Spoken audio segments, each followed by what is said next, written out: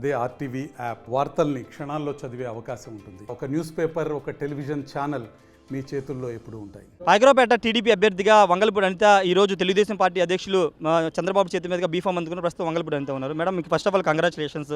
మీ నియోజకవర్గానికి మళ్ళీ మీరు వెళ్ళారు. 2014 పోటీ చేశారు. మళ్ళీ 19లో ఈక్వేషన్స్ మారి మీరు వేరే చోట వెళ్లాల్సి వచ్చింది. ఇప్పుడు మీ నియోజకవర్గం మీరు పోటీ చేస్తున్నారు. మీ అధ్యక్షుడి చేతుల మీదుగా బీఫామ్ అందుకున్నారా అనిపిస్తుంది? నిజంగా చాలా హ్యాపీగా ఉందండి. పాయకరావుపేట నియోజకవర్గంలోనే పోటీ చేయడం, అది కూడా ఈరోజు చంద్రబాబు నాయుడు గారి చేతుల మీదుగా బీఫామ్ అందుకోవడం కూడా నా పూర్వజన్మ సుకృతంగా నేను భావిస్తాను. ఎందుకంటే పాయకరావుపేటతో నాకు ఉన్న అనుబంధం అలాంటిది. పాయకరావుపేట నియోజకవర్గ ఎమ్మెల్యేగా 2014 నుంచి 19 వరకు పనిచేసినప్పుడు ఆ నియోజకవర్గ ప్రజలతోనే ఒక కుటుంబ వాతావరణం ఏర్పడింది నాకు.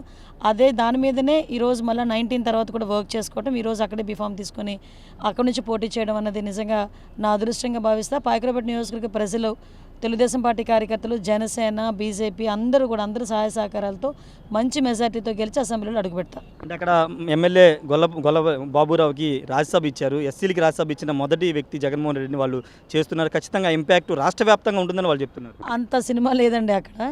చాలా క్లియర్గా చెప్పాలంటే గొల్ల బాబురావు గోల చేసి బయటకు వస్తాడేమో అని భయపడి రాజ్యసభ ఇచ్చారు తప్పించి, గొల్ల బాబురావుని 5 సంవత్సరాలు ఎంతమంది అవమానించారో, ఎలా అవమానించారో అందరికీ తెలుసు.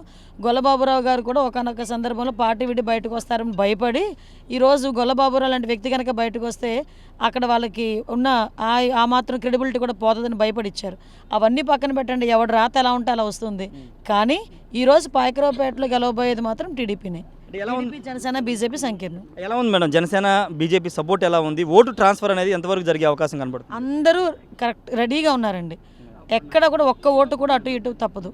ఎందుకంటే జనసేన, పవన్ కళ్యాణ్ గారి మాట శిరోధార్యంగా భావించే జనసేన కార్యకర్తలు అందరూ ఉన్నారు.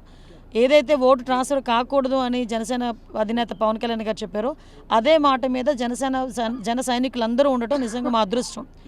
వాళ్ళు కానీ బీజేపీ వాళ్ళు కానీ ఈరోజు ఎక్కడా కూడా ఇబ్బంది లేకుండా మా అందరికీ సహకరిస్తున్నారు. మేమందరం కలిసికట్టుగా పోరాటం చేసి గెలిచి తీరుతాం. మొన్ననే మీ నియోజకవర్గానికి ముఖ్యమంత్రి వచ్చారు.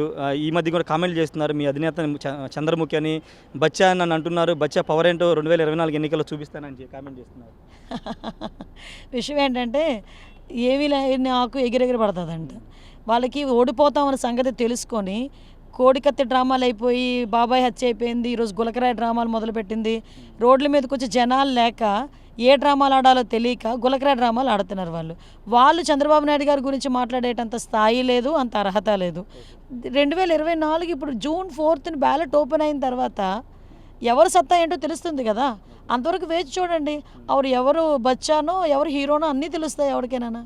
Okay, thank you. మొత్తంగా అయితే ఖచ్చితంగా ఎవరు ఎన్నికల ఫలితాల తర్వాత ఎలా ఉంటుందనే దానిపైన ఒక స్పష్టత వస్తుందని వంగలపూడి అనిత చెప్తున్నారు. పాయకరావుపేటలో ఎలాంటి ఇష్యూస్ లేవు. ఖచ్చితంగా జనసేన, టీడీపీ, బీజేపీ అందరూ కలిసి పనిచేస్తున్నారని వంగలపూడి అనిత చెప్తున్నారు. Camera person ప్రసాద్తో Rayesh, RTV, Undavalli నుండి. మరిన్ని వీడియోస్ కోసం ఛానల్ ని సబ్స్క్రైబ్ చేయండి. లేటెస్ట్ అప్డేట్స్ కోసం వాట్సాప్ ఛానల్ ని ఫాలో చేయండి. అండ్ లింక్ డిస్క్రిప్షన్ లో ఉంది.